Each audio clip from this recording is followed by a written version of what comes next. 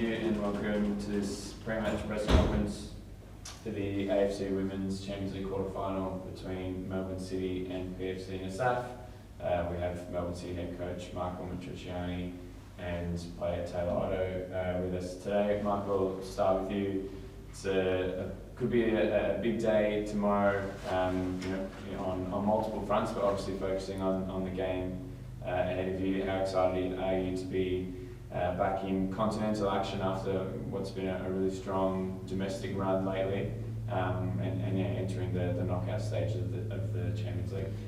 Yeah, really excited to be part of this competition again. We had some beautiful experiences last season, and because of our domestic form, we've obviously qualified again for the tournament next year, which we're really excited about. But our focus this week, as soon as Monday came and we started bringing out the Champions League balls, and you get to the buzz of what it means to play in this competition. So we're really excited. We've done a lot of research, ready for the match. And Taylor, for yourself, Michael touches on obviously the memories in the competition, such a fantastic run last season that obviously unfortunately fell just short. Coming back now into the knockout stages, remembering all those feelings and memories from last season, how does it feel as a player, and how motivated are you to enter the knockout stages and obviously focus on one game at a time, but obviously thinking about going one step further? Yeah, for sure. I think last year being in this tournament was a huge experience for us, and we did a really good job and showcased ourselves well. But I think if anything, it's been a positive for us this year going into it. It's really fueled us, and focusing on this game, all we want to do is make sure we get this job done and put ourselves in a situation where we can make better memories than last year. And I'll open up to the floor. You can go, Phil. So, Michael, just wanted to ask about the squad that you've got going. Obviously, some of the young Matildas that you have been selected, but they're still training with you guys. How many conversations did you have to keep them for this game? None, to be honest. Alex called me maybe 3-4 weeks ago, suggesting that we have a few players that are in contention to get selected into that their Asian Cup with the under-20s. And he said because it's not an A-League round, they would allow whatever players were going to be selected to play in this match. So that's why all those 3 girls will be available, and then they'll fly out on Monday. What does that mean to you as a coach, having quite a few of your players being selected for the young national teams? Of course, a great honour. All the players that play for the young national teams or other national teams, we have other players that represent their countries. So it's a great honour. We miss them when they're away, because sometimes we only have 10-12 players training.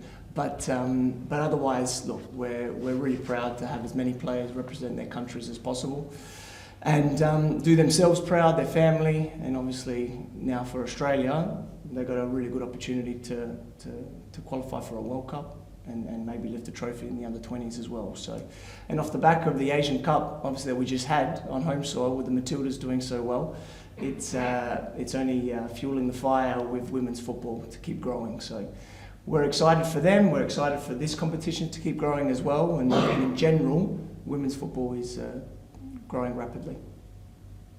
I guess my question is more around opposition analysis. I doubt many match replays of the Uzbek League are available. So how do you go about studying a side like that and working out how to beat them? Good question. We can't get any information from their local league, but they obviously qualified last November to the quarterfinals. So we have those 3 group stage matches. We also have the 3 preliminary rounds, which was a month or 2 prior. But really analysing that, but also analysing the Uzbekistan national team, because there's a lot of players. I think there's over 10 that are playing in this Nasaf side. So I know there's different coaches, but when they played against Philippines a few weeks back to qualify for the World Cup, that match there was 9 players in the starting lineup for the Uzbek national team that is going to be playing tomorrow. So We've done an analysis on their club performances in the group stage, and also a little bit of the national team, and sort of getting a guide on the styles of more the individual players, and then we'll see in the first 5 minutes what they're going to throw at us, and we'll be able to adapt. Yeah, and in terms of player availability, are there any injury concerns, player load concerns, anything to worry about on that front? No, majority of the squad are fit. We had 2 players, Caitlin Carrick and Ellie Wilson, that are coming back from a bit longer term injuries, but otherwise everyone else is fit and ready to go. And Taylor, for you, how do your experiences from Champions League last year prepare you for this time around? Yeah, I think like in anything, the first time you're doing it, it's kind of a bit, you go as what's presented to you, and this year we have a little bit more experience. We've been here before, and we've given ourselves the opportunity to have another home quarterfinal, which is awesome and gives us a little bit more stability. So yeah, I think we're just taking everything in stride and taking what we learned from last year to do our best this year. Is there any worry about the rest of the A-League seasons? Because you guys are kind of the only team that haven't really had a week off. Everyone else has gotten a bye, but your byes have been used up for Champions League football. Any concerns there at all? Or? No, more football the better. So we're really happy. We nearly played. We missed out on 1 game last season of all the possible games to play. So we're hoping we can go one further and play and lift more trophies. That's what we play for. That's what we love. So the more football, the better.